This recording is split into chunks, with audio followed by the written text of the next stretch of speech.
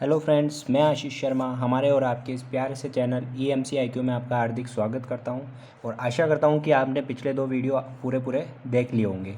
यदि आपने वो पूरे वीडियो देख लिए है तो आपकी एग्जाम्पल नंबर 5 तक हमने कंप्लीट कर चुके थे पिछले वाले वीडियो में। तो इस वाले वीडियो में हम क्या करने वाले हैं, इस वाले वीडियो में हम ओनली 3 एग्जाम्पल करेंगे। ठीक है ना। देखो, आपको लग रहा है कि आप पूरा चैप्टर एक साथ एक वीडियो में बना दो, तो वो मैं इसलिए नहीं बना रहा हूँ क्योंकि इसमें सारे क्वेश्चन क्या है, लेंथी है। तो आप थोड़ा शॉर्ट वीडियो में, अलग अलग वीडियो में कुछ कुछ एग्जांपल पढ़ोगे तो आपको भी पढ़ने में आसानी रहेगी और आपका इंटरेस्ट भी बढ़ेगा। ठीक है। तो इस वीडियो में हम 3 एग्जांपल करने वाले हैं। Example number 6, example number 7, example number 8, जो तीनों एक ही पैटर्न पर आधारित है। यदि आपने एक से एक अच्छा समझ लिया तो बाकी 2 भी आपको आसानी से आ जाएंगी। वो का वही प्रोसेस है, तीनों का क्या है, सेम प्रोसेस है। ठीक है। तो सबसे पहले हम बात करने वाले, और ये तीनों में से आप मान के चलो एक क्वेश्चन तो आता ही है हमेशा। इसके बाद हम एक और क्वेश्चन करेंगे नाइन्थ वाला। तो ऐसा समझ लो 6, 7, 8 और 9, इन चारों क्वेश्चन में तो एक क्वेश्चन आपका बड़ा फिक्स है ही है। ठीक है ना। तो आप पहले इन तीनों को अच्छे से समझ लो। नाइन्थ वाला क्वेश्चन हम बाकी क्वेश्चंस के साथ करेंगे। ओके। तो एग्जाम्पल नंबर 6 क्या है हमारा, कि ऐसे सभी द्विरेखिक रूपांतरण ज्ञात कीजिए जो, ऐसे सभी द्विरेखिक रूपांतरण हमको ज्ञात करने हैं। ठीक है। द्विरेखिक रूपांतरण ज्ञात करने का मतलब क्या है, इससे पहले भी हमने बात की है। जब जब हमको द्विरेखिक रूपांतरण पूछा है, हमने किसकी वैल्यू निकाली है, हमने वैल्यू निकाली है W की। ठीक है। कि द्विरेखिक रूपांतरण ज्ञात कीजिए जो ऊपरी अर्धतल इमेजिनरी जेड, या IM मतलब क्या है, इमेजिनरी यानी काल्पनिक अक्ष, ग्रेटर देन ज़ीरो को इकाई वृत्त disc mod W less than equal 1 में प्रतिचित्रित करें। मतलब ये तो क्या है, अपना जेड प्लेन वाला पॉइंट है, और ये क्या है, अपना W प्लेन वाला पॉइंट। कि ये वाला पॉइंट को किस, जो द्विरेखीय रूपांतरण हमको फाइंड करना है वो क्या कर रहा है, imaginary z greater than equal 0 को किस में चेंज कर रहा है, इकाई वृत्त disc mod W less than 1 में क्या कर रहा है, प्रतिचित्रित कर रहा है। ये हमारा क्वेश्चन हो गया। तो हमारा मेन क्वेश्चन है वो क्या है, द्विरेखिक रूपांतरण ज्ञात कीजिए, यानी W की वैल्यू फाइंड कीजिए। तो आप A to Z प्रोसेस देखते जाइएगा। ये का ये प्रोसेस एग्जांपल नंबर 7 में है और ये का ये प्रोसेस एग्जांपल नंबर 8 में है। ठीक है। सबसे पहले हम क्या लिखेंगे, हम जानते हैं द्विरेखिक रूपांतरण। तो जो हम द्विरेखिक रूपांतरण का सामान्य रूप जानते हैं, क्या जानते हैं हम, द्विरेखिक रूपांतरण का सामान्य रूप क्या होता है, W equal to AZ plus B divide by CZ plus D, ये होता है सामान्य रूप। ठीक है। और यहाँ पे क्या होता है, ABCD, ये क्या है हमारे पास, सम्मिश्र अचर। ये क्या होता है हमारे पास, सम्मिश्र अचर। और यहाँ पे हम क्या लिखते हैं, AD माइनस BC क्या नहीं होना चाहिए, नॉट इक्वल टू 0। और एक चीज़ और लिखते हैं, CZ प्लस DB क्या नहीं होना चाहिए, नॉट इक्वल टू 0। ये तो हमारा क्या हुआ, द्विरेखिक रूपांतरण का सामान्य रूप हो गया। ठीक है। पहला पॉइंट तो हमको तीनों क्वेश्चंस में यही लिखना है। ठीक है।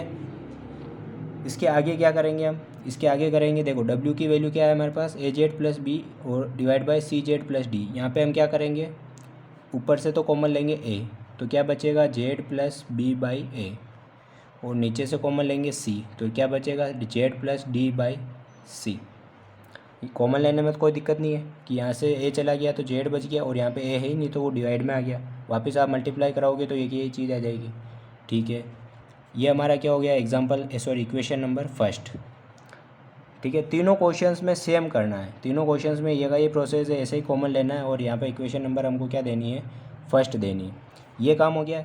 अब हम थोड़ा क्वेश्चंस में चलते हैं। जो ये वाली लाइन है ना, परिवर्तन प्रतिचित्रित करने वाली, जेड प्लेन के बिंदु को W प्लेन में, इसको थोड़ा अपन ग्राफ के माध्यम से देख लेते हैं कि ये क्या कहना चाह रहा है। ये हमने बनाया जेड प्लेन, ये तो हमारा क्या हो गया, ये थोड़ा ऊपर ले लेता हूँ मैं, ये हो गया हमारा जेड प्लेन। और एक और बनाते हम, ये हो गया हमारा W प्लेन। प्लेन वो वाला प्लेन नहीं है ना, समतल की बात कर रहे हैं यहाँ पे हम, कि जेड प्लेन और W प्लेन। ठीक है। देखो, जेड प्लेन के लिए क्या कह रहा है ये, कि imaginary z greater equal than 0। ठीक है। सबसे पहले बात तो इमेजिनरी जेड का मतलब क्या है यहाँ पे, इमेजिनरी जेड यानी ये इमेजिनरी का मतलब क्या होता है, काल्पनिक अक्ष। किसकी बात कर रहा है ये, काल्पनिक अक्ष की बात कर रहा है। कि जो काल्पनिक अक्ष की वैल्यू है वो क्या है, या तो 0 के बराबर है या क्या है 0 से बड़ी है। ये इस वाले पॉइंट को हमको किस में परिवर्तित करना है, इस वाले पॉइंट में। ठीक है, तो अभी हम जो बात कर रहे हैं, सबसे पहले तो आप बताओ कि इमेजिनरी जेड इक्वल टू 0, क्योंकि यहाँ पे दोनों साइन लग रहे हैं, एक इक्वल साइन भी लग रहा है और एक ग्रेटर देन साइन भी लग रहा है। तो सबसे पहले तो बताओ इमेजिनरी जेड इक्वल टू 0 कहाँ होता है, मतलब कौन सी एक्सिस की बात कर रहे हैं हम। यानी काल्पनिक अक्ष 0, ये तो हमारी एक्स एक्सिस, ये हमारी वाई एक्सिस। मतलब ये एक्स एक्सिस कौन सी होती है, हमारी वास्तविक अक्ष, ये तो होती है हमारी वास्तविक अक्ष, और ये होती है वाई एक्सिस हमारी क्या होती है, काल्पनिक एक्सिस।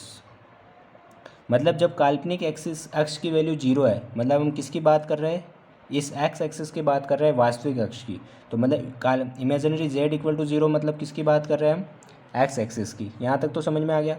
फिर क्या कर रहा है ये कि इमेजिनरी जेड ग्रेटर देन 0, जब मतलब एक इमेजिनरी जेड इक्वल तो ये हो गई हमारी लाइन, और इससे ग्रेटर देन 0 मतलब ये वाली लाइनें हो गई। कौन सी लाइन है, इससे ऊपर वाली। ग्रेटर देन 0 मतलब पॉजिटिव साइड किधर होती, ऊपर की साइड होती, तो ये ग्रेटर देन 0।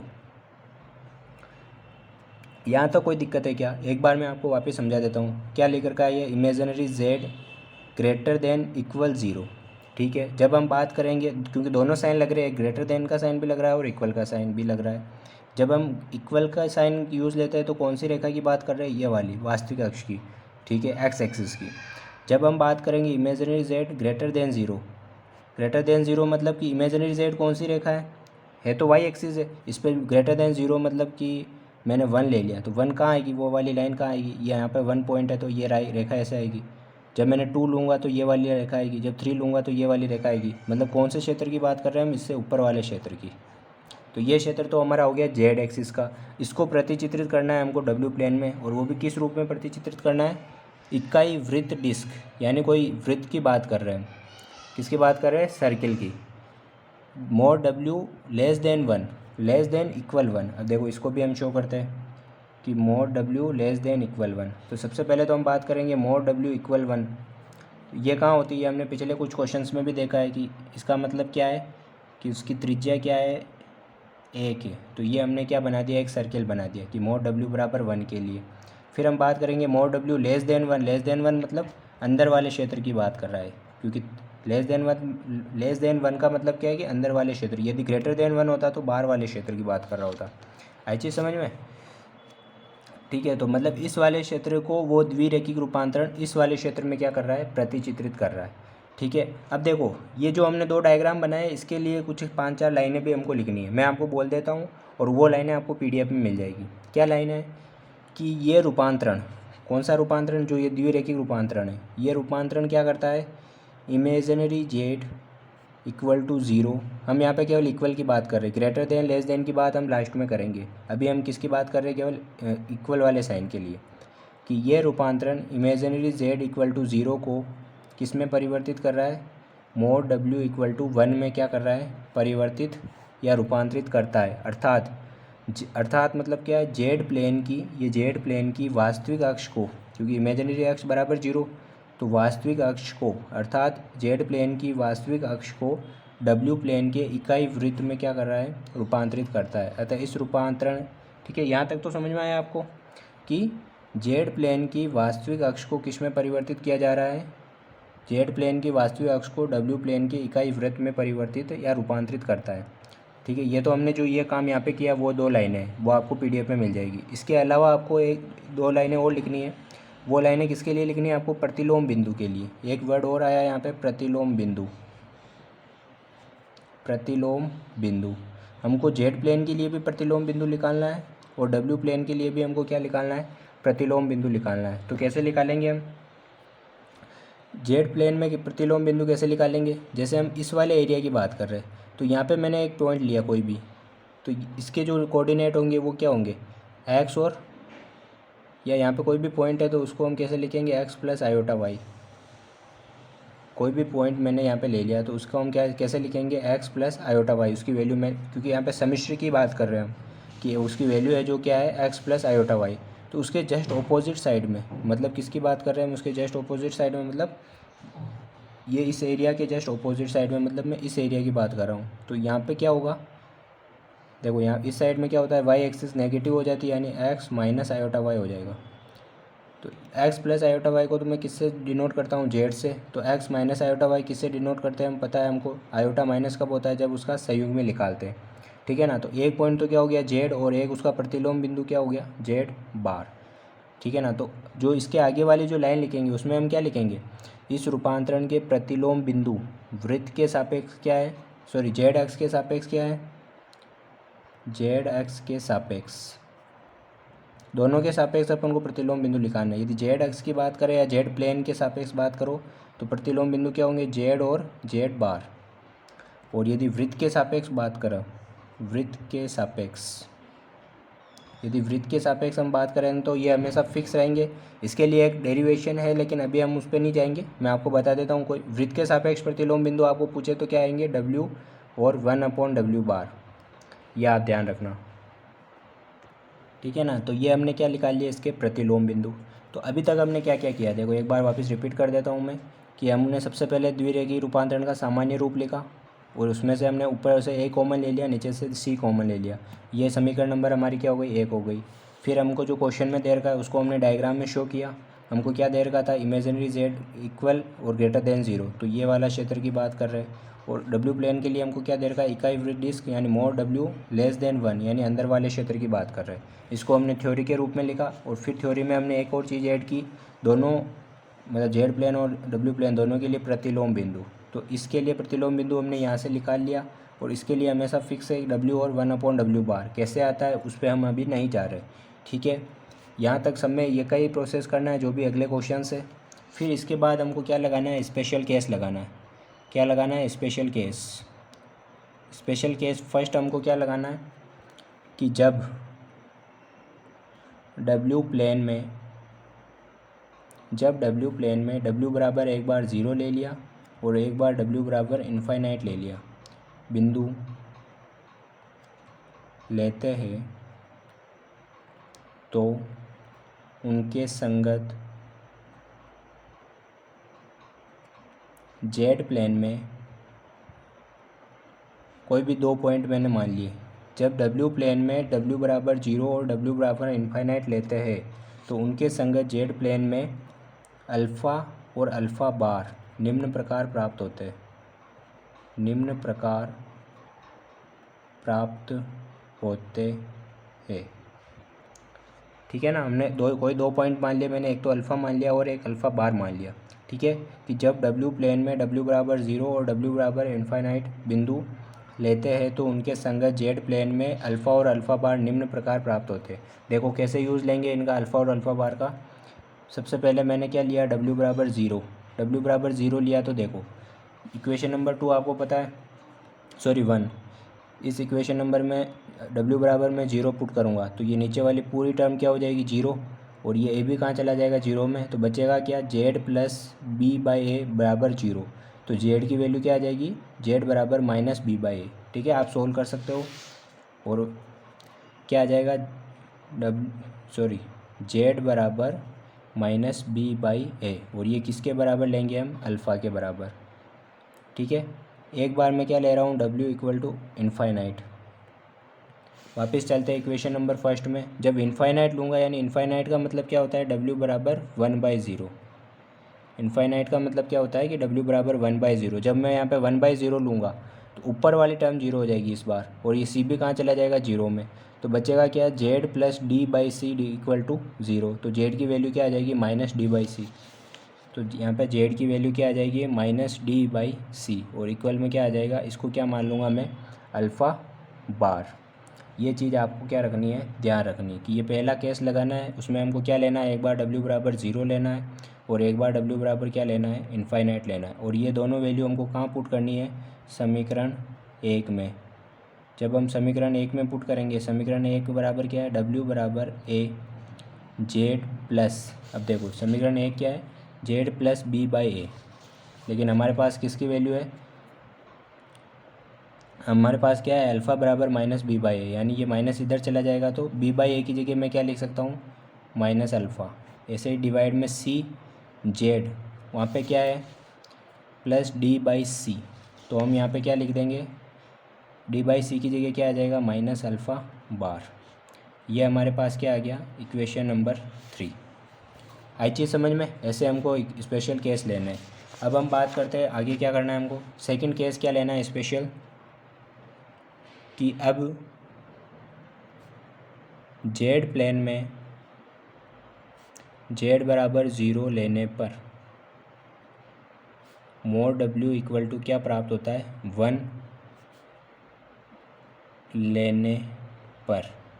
मतलब हमने दोनों कंडीशन साथ ली कि जेड प्लेन में तो मैंने जेड बराबर 0 लिया और डब्ल्यू प्लेन में मैंने मोड डब्ल्यू इक्वल टू 1 लिया।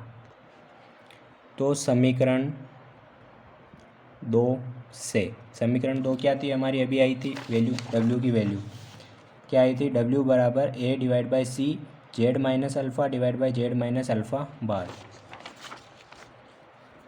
कि डब्ल्यू equal to a divide by c z minus alpha और divide by z minus alpha bar.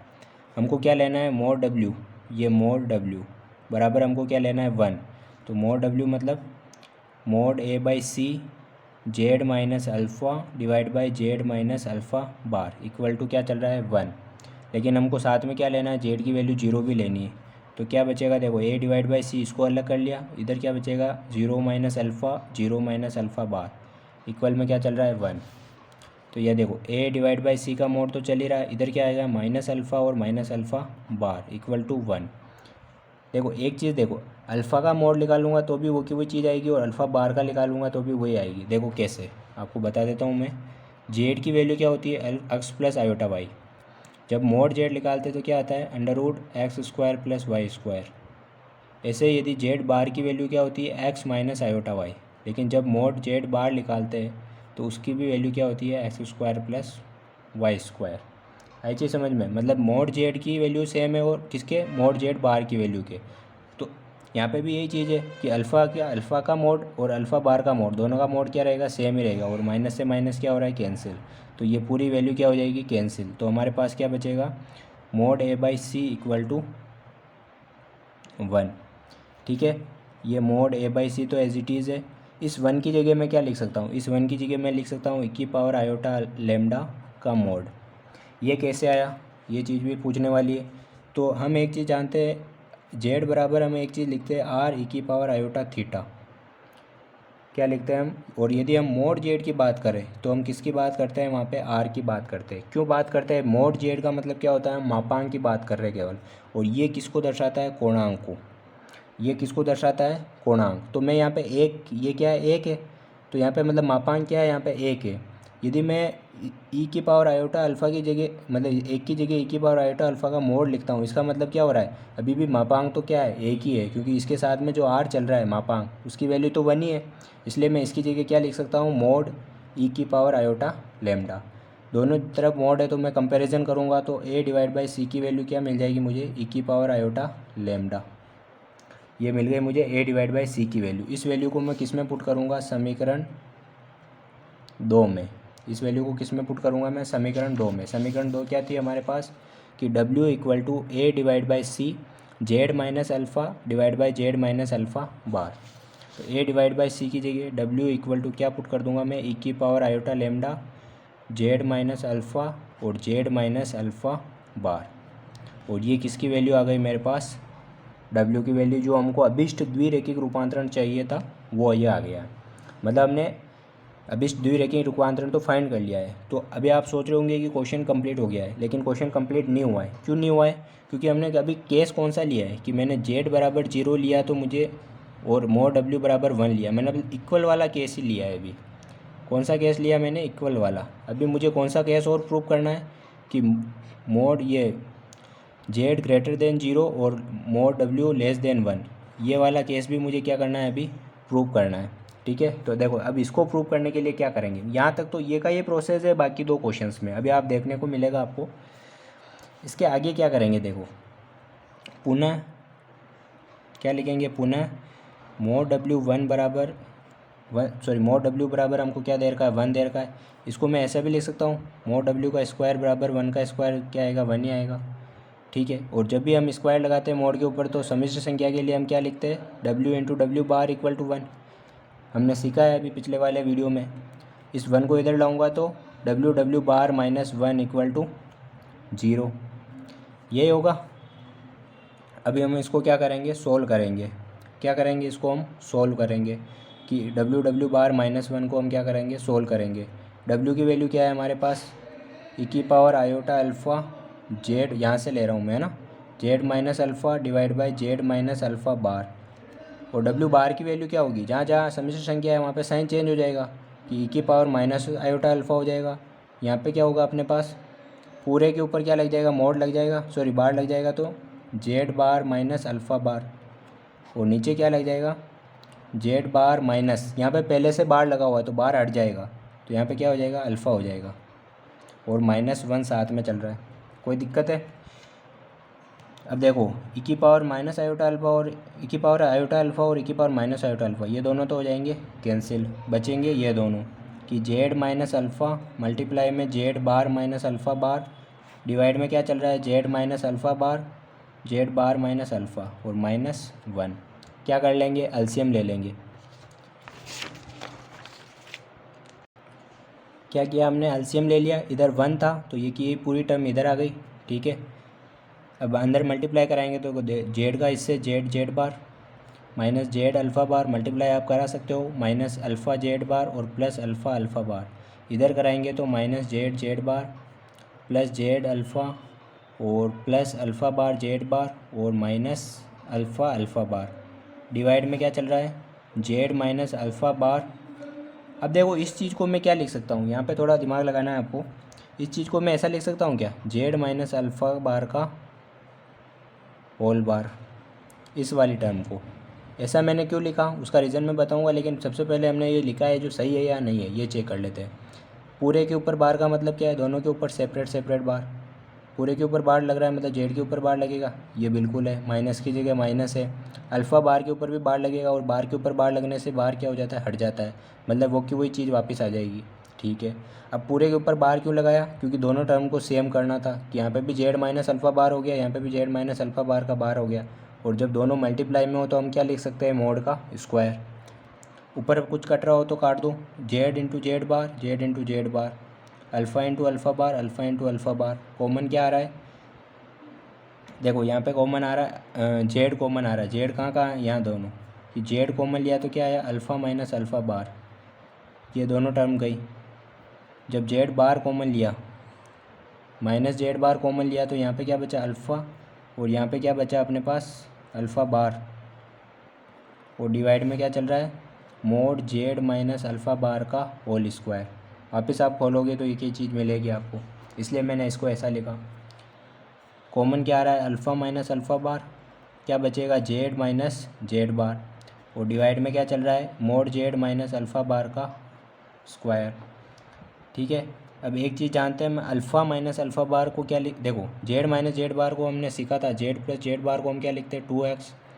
Z minus Z बार को हम क्या लिखते हैं, 2 आयोटा वाई, तो इसकी जगह तो क्या लिख दूंगा, 2 iota y. Alpha minus alpha bar कुछ भी लिख दो, जैसे आप जेड माइनस जेड बार को क्या लिख रहे हो, 2 आयोटा वाई, तो इसको आप क्या लिख दोगे, अल्फ़ा माइनस अल्फ़ा बार को 2 आयोटा, इसकी जगह जैसे बी लिख दिया कि 2 आयोटा बी। डिवाइड में क्या चल रहा है, जेड माइनस अल्फ़ा बार का होल स्क्वायर, ठीक है।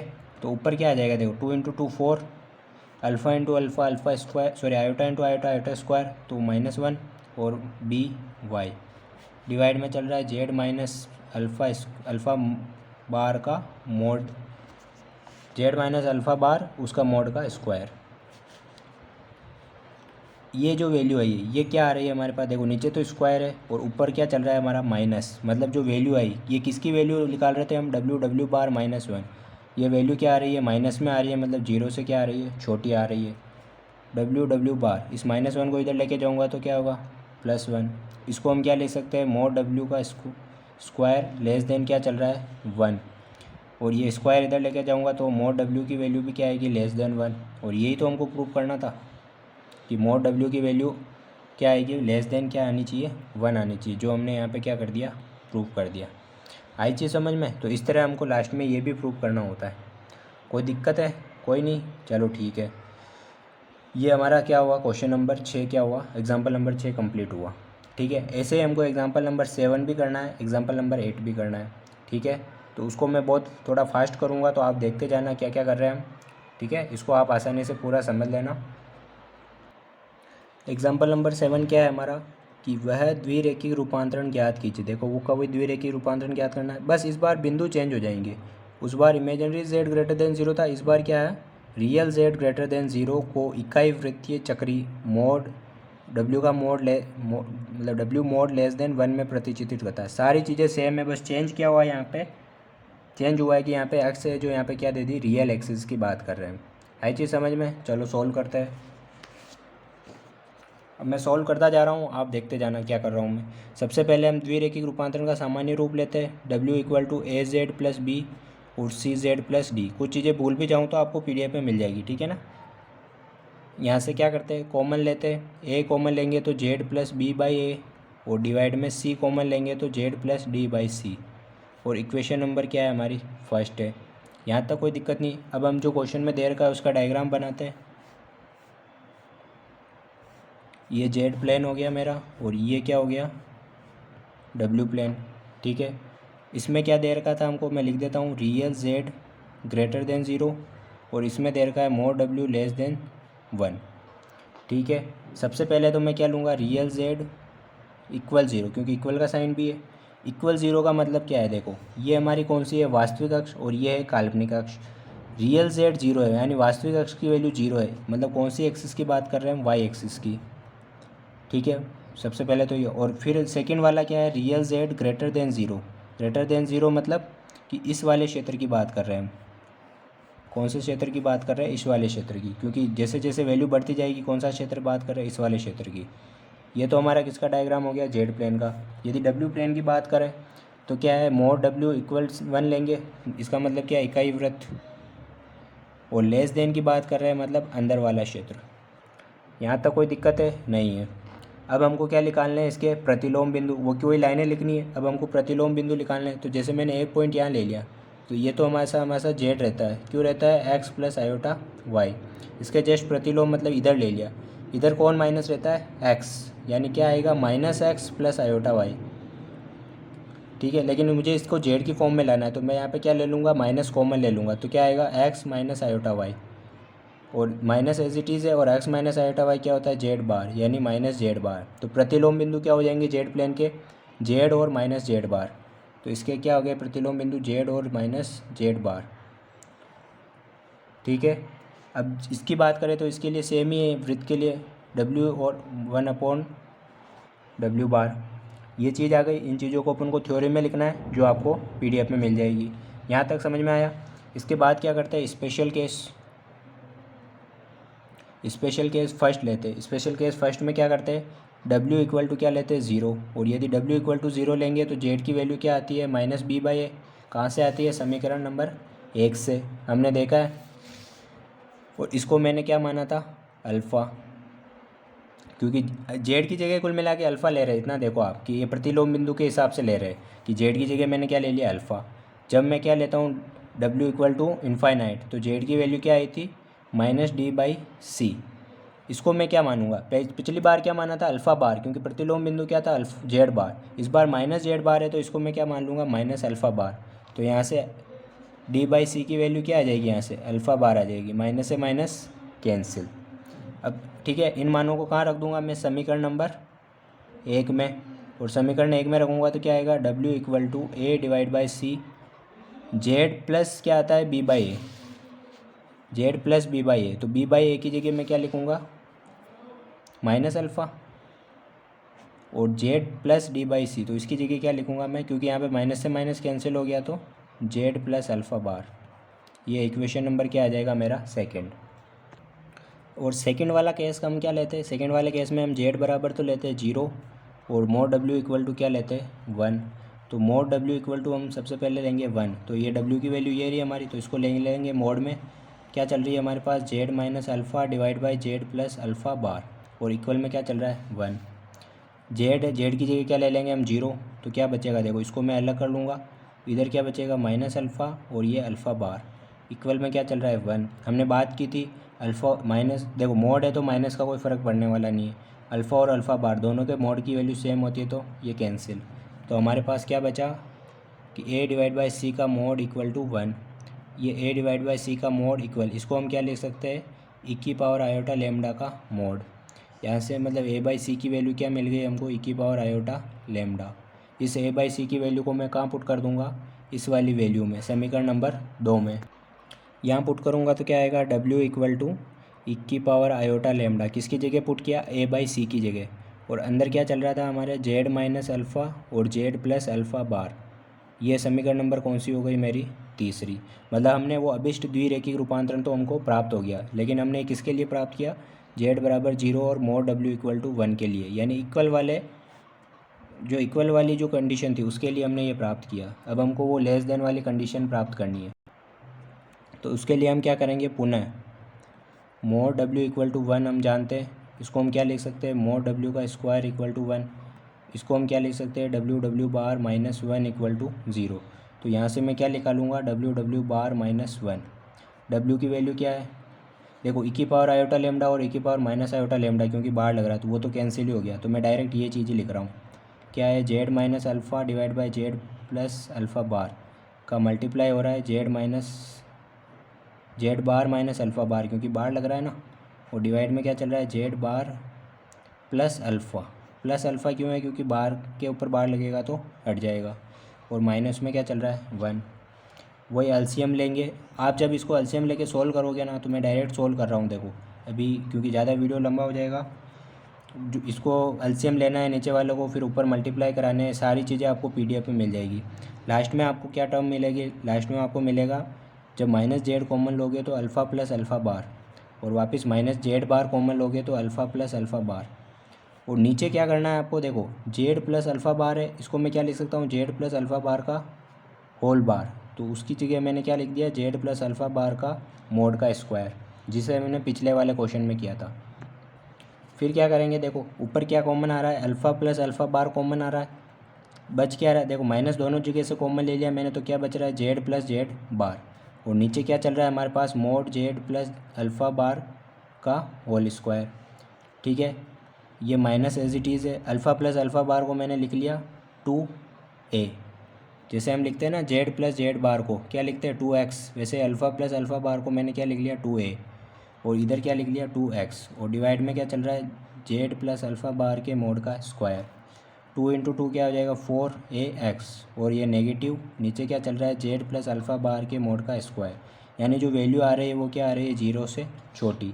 हमने किससे वैल्यू निकाली थी, डब्ल्यू डब्ल्यू बार माइनस 1 की वैल्यू क्या है, 0 से छोटी, यानी डब्ल्यू डब्ल्यू बार, ये 1 इधर आ जाएगा, ये क्या है, मोड डब्ल्यू का स्क्वायर, और इसको मैं क्या लिख सकता हूँ 1, और ये चीज़ हमको क्या करनी थी, प्रूफ करनी थी।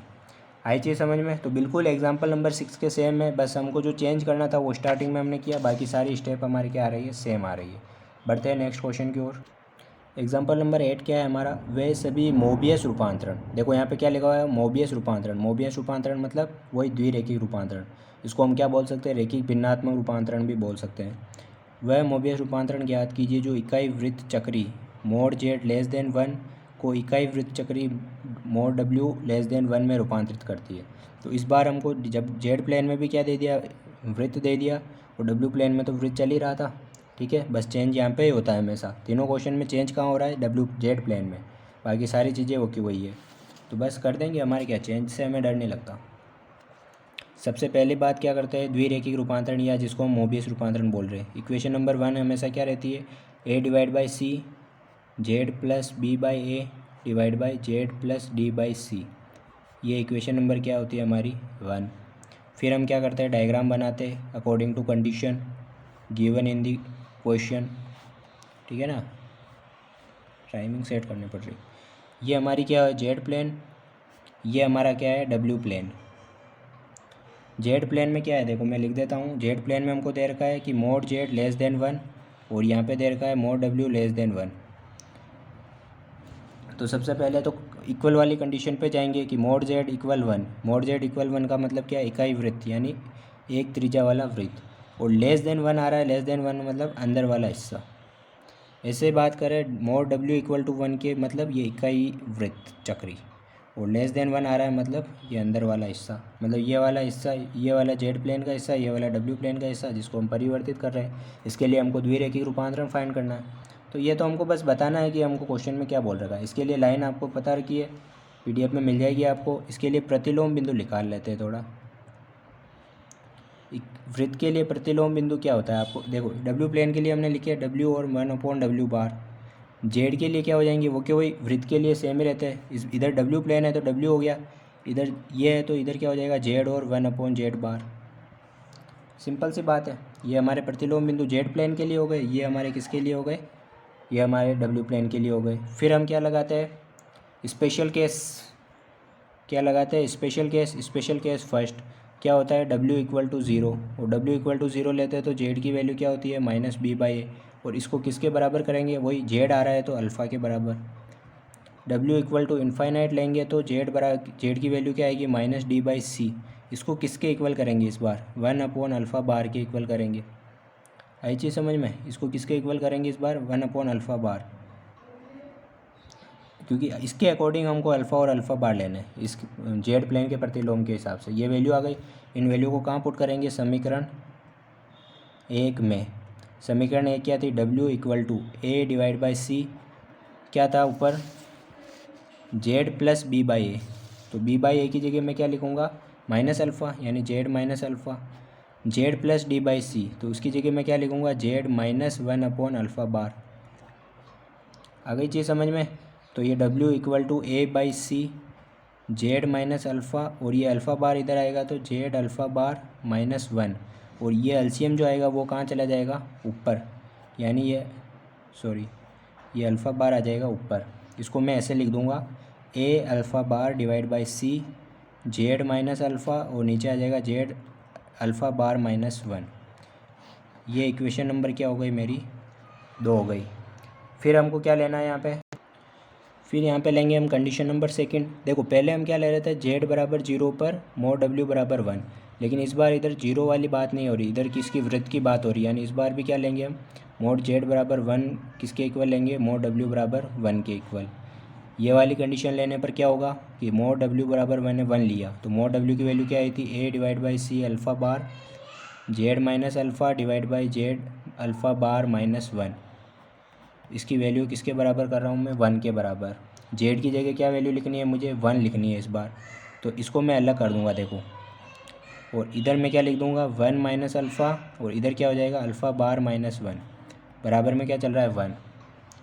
तो a अल्फ़ा बार / c, ये देखो ये जो वैल्यू है 1 - अल्फ़ा और अल्फ़ा बार -1, इनका भी आप जब वो निकालोगे मोड तो ये भी क्या आएगा, सेम ही आएगा, तो ये भी पूरी क्या हो जाएगी कैंसिल। तो इक्वल में क्या चल रहा है मेरा 1।